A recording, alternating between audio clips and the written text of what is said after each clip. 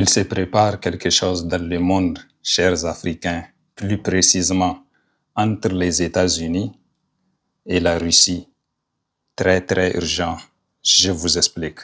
Alors, chers Africains, c'est aujourd'hui, le 15 août 2025, que la rencontre entre Vladimir Poutine, le président de la Russie, et Donald Trump, le président des États-Unis, va se tenir exactement en Alaska, cette zone que vous voyez ici, qui se trouve entre les États-Unis et le Canada, mais qui est aussi la zone des États-Unis la plus proche de la Russie.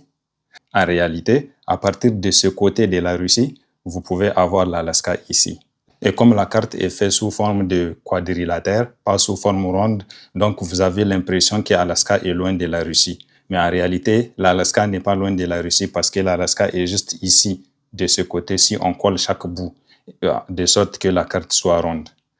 Donc, cette rencontre entre Vladimir Poutine et Trump nous prouve en réalité que tout ce que les gens pensaient tout bas est une vérité.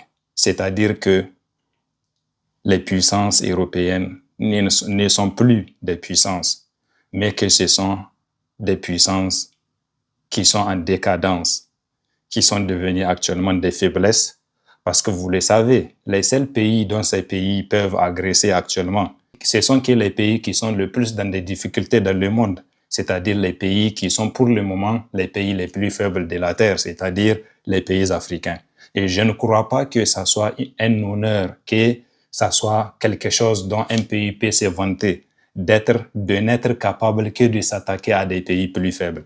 Les pays occidentaux aujourd'hui, ils ne peuvent s'attaquer à aucun pays parce qu'ils savent qu'ils sont des pays faibles. Ils ne peuvent s'attaquer qu'à des pays africains. Et c'est ça qui explique pourquoi cette réunion s'est faite sans eux. Et on va prendre des décisions qui ne les plaisent pas. Et ils seront obligés de s'agenouiller et d'accepter. Parce qu'en réalité, ils sont devenus des pays faibles. Et bientôt, même les pays africains dont ils font tout pour empêcher de se développer, ces pays africains vont se développer et vont devenir plus puissants que eux. Parce que les terres africaines sont plus riches que eux. Parce que plus le temps avance, plus leur population ne progresse pas. Leur taux de fécondité est en train de se réduire. Donc, leur population est en train de se réduire. Donc, démographiquement, l'Afrique est en train de les dépasser. Géographiquement, les pays africains sont plus grands que leurs pays. Et sur le plan économique, les terres africaines sont plus fertiles, sont plus riches que leurs terres. Ce qui fait que dans un avenir proche, les pays les plus pauvres de la planète Terre seront les pays occidentaux. Et d'autant plus que historiquement, le monde entier est aujourd'hui au courant de tout ce qu'ils ont fait, de tous les maux qu'ils ont fait à la planète Terre.